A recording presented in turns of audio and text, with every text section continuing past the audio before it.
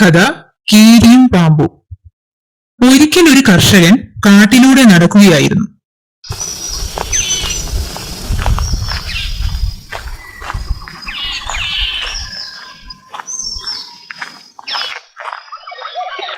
അങ്ങനെ പോകുമ്പോൾ വഴിയിൽ വെച്ച് അവൻ ഒരു കീരിയെ കാണുവാനിടയായി. ആ കർഷകന് കീരിക്കുഞ്ഞിനെ കണ്ട് കഷ്ടം തോന്നി.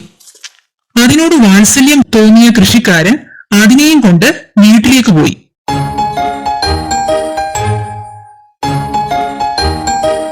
ഭാര്യയോട് കൃഷിക്കാരൻ പറഞ്ഞു, നമ്മുടെ കുഞ്ഞിനെ നോക്കി വളർത്തുന്ന പോലെ ഈ കീരിയെയും പരിപാലിക്കുക. ഇത് കേട്ട് ഭാര്യ കൃഷിക്കാരനോട് കീരിയെ വളർത്താമെന്ന് വാക്കുകൊടുത്തു. അങ്ങനെ അവരുടെ കുഞ്ഞിനൊപ്പം തന്നെ കീരിക്കുഞ്ഞും വളർന്നു.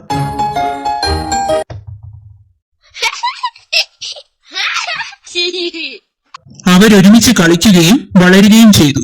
അങ്ങനെ മുമ്പോട്ട് പോകുമ്പോൾ കൃഷിക്കാരന്റെ ഭാര്യയ്ക്ക് കീരി തന്റെ കുഞ്ഞിനെ ഉപദ്രവിക്കുമോ എന്ന് പേടിയായി. ഇത് കൃഷിക്കാരനോട് പറഞ്ഞപ്പോൾ കൃഷിക്കാരൻ ഭാര്യയോട് പറഞ്ഞു, അങ്ങനെയൊന്നും ഉണ്ടാകില്ല, നീ ഭയക്കാതിരിക്കൂ, അവനെയും നമ്മൾ വളർത്തിയതല്ലേ. ഒരു ദിവസം കൃഷിക്കാരന്റെ ഭാര്യ ചന്തയിലേക്ക് പോകാൻ ഒരുങ്ങി. കുഞ്ഞിനെ ഭർത്താവിനെ ഏൽപ്പിച്ചിട്ട് അവൾ ചന്തയിലേക്ക് പോയി. ഭാര്യ പുറത്തേക്ക് പോയപ്പോൾ കൃഷിക്കാരൻ കുഞ്ഞിന്റെ അടുത്തേക്ക് ചെന്നു. നോക്കിയപ്പോൾ കുഞ്ഞ് നല്ല ഉറക്കം. അയാൾ കീരിയെ നോക്കിയപ്പോൾ തൊട്ടടുത്ത് കീരിയും നല്ല ഉറക്കം. അതിനുശേഷം കൃഷിക്കാരൻ പറമ്പിലേക്ക് പോയി. കുറച്ചു സമയങ്ങൾക്ക് ശേഷം ഒരു പാമ്പിഴഞ്ഞ് കൃഷിക്കാരന്റെ വീടിനുള്ളിലേക്ക് കയറി. പെട്ടെന്ന് തന്നെ കീരി ഉണരുകയും പാമ്പിനെ കാണുകയും ചെയ്തു. കുഞ്ഞിനെ പാമ്പ് ഉപദ്രവിക്കുമെന്ന് മനസ്സിലാക്കിയ കീരി പാമ്പുമായി കുറെ നേരം മൽപ്പിടുത്തം നടത്തി.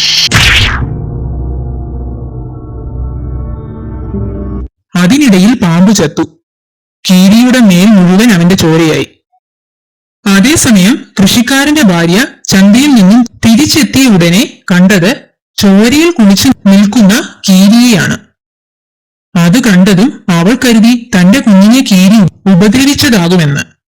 പെട്ടെന്ന് അവൾ അടുത്ത് വെള്ളം നിറച്ചിരുന്ന ഒരു കുടമെടുത്ത് അവന്റെ നേരെ എറിഞ്ഞു. അവൻ മരിച്ചു പോകുകയും ചെയ്തു.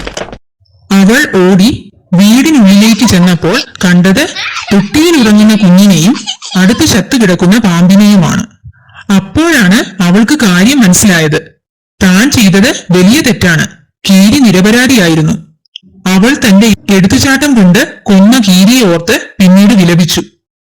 കുഞ്ഞുമക്കൾക്ക് ഈ കഥയുടെ സാരം മനസ്സിലായോ? ഇതിന്റെ സാരം എടുത്തുചാട്ടം ആപത്ത്.